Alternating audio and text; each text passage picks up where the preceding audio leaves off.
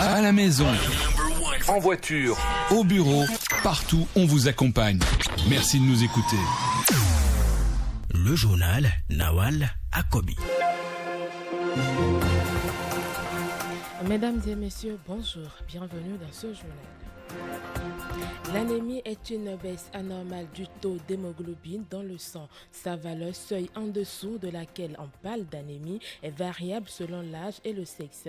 Mais qu'en parle-t-on d'anémie chez l'enfant? Élément de réponse à suivre avec Dr Kwame Félix Afokwa, médecin généraliste dans ce journal.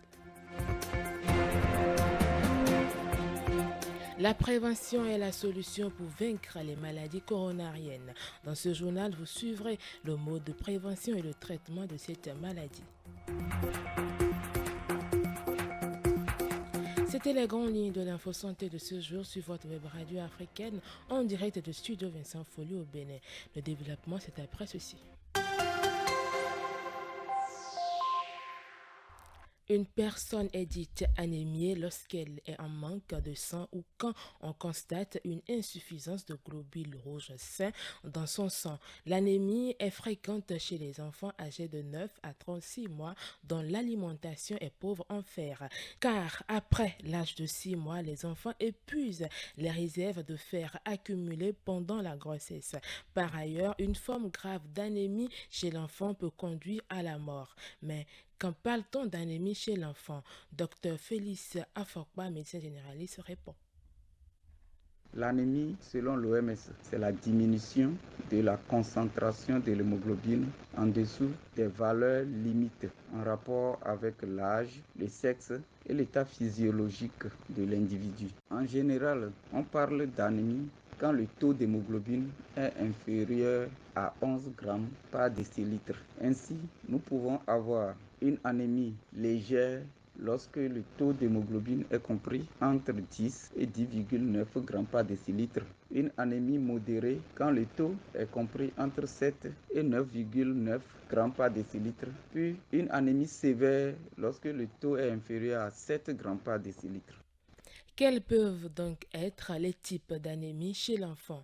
Le médecin généraliste Dr Kwame Félix Afokwa répond. Il nous parle aussi de quelques causes de l'anémie chez les enfants. Il est au micro de Rita Kabi. Il existe une particularité chez le nouveau-né. En réalité, à la naissance, le nouveau-né peut avoir un taux d'hémoglobine allant jusqu'à 16 grammes par décilitre. Chez eux, quand le taux est inférieur à 13 grammes, on peut déjà parler d'anémie. Les causes, nous disposons des causes centrales, c'est-à-dire en rapport avec la moelle osseuse, et les causes périphériques en rapport avec le sang lui-même.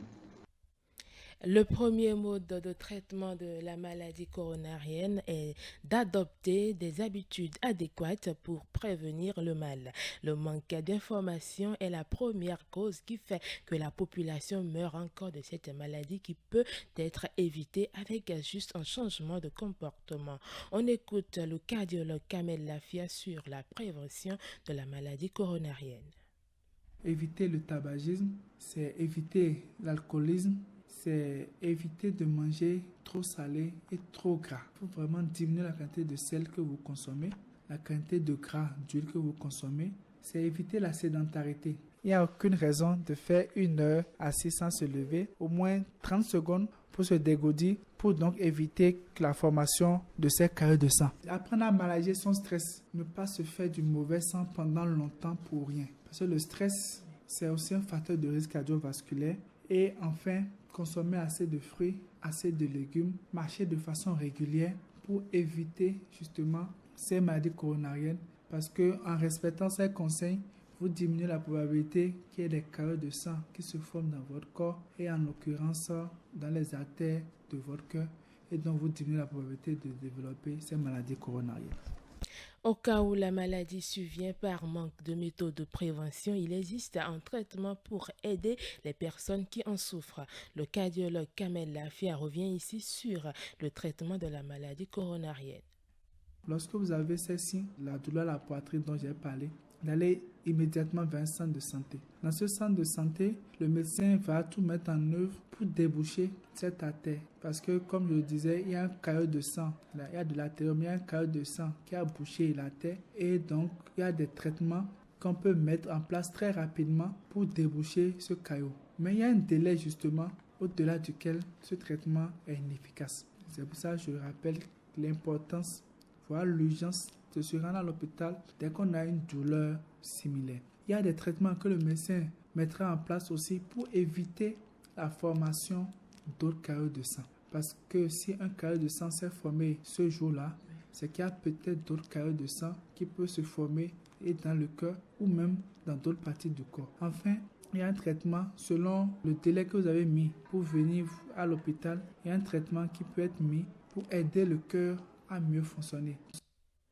Une nouvelle brève dans ce journal sur le décès de la journaliste Marlène Zomaou après une césarienne. Au Bénin, le médecin gynécologue obstétricien Dr Syriac Yededi a été interpellé ce mercredi 31 mai 2023 par la police républicaine. Il est placé en garde à vue dans le cadre de l'enquête sur la mort de la journaliste Marlène Zomaou, décédée des suites d'une césarienne. Le gynécologue obstétricien est médecin traitant au centre médical international situé à Porto-Novo. Selon les informations, le médecin est placé en garde à vue au commissariat central de Cotonou et sera présenté au procureur de la République ce jeudi 1er juin 2023.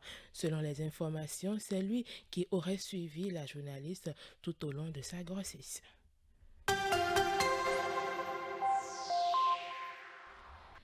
Une dernière brève pour boucler ce journal. Au Bénin, il se déroule depuis lundi 19 mai des opérations chirurgicales gratuites à l'hôpital de zone de Savet dans le département des Collines. Cette campagne prend en charge uniquement les enfants de moins de 16 ans et souffrant des pathologies telles que l'hernie, le bec de lièvre, l'hydrocèle vaginal, l'ectopie testiculaire et le pied-botte.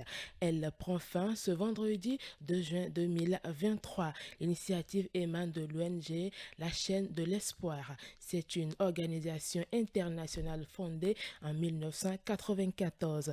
Elle a pour vocation de renforcer les systèmes de santé pour donner à chacun et en particulier aux enfants les mêmes chances de suivi et de développement.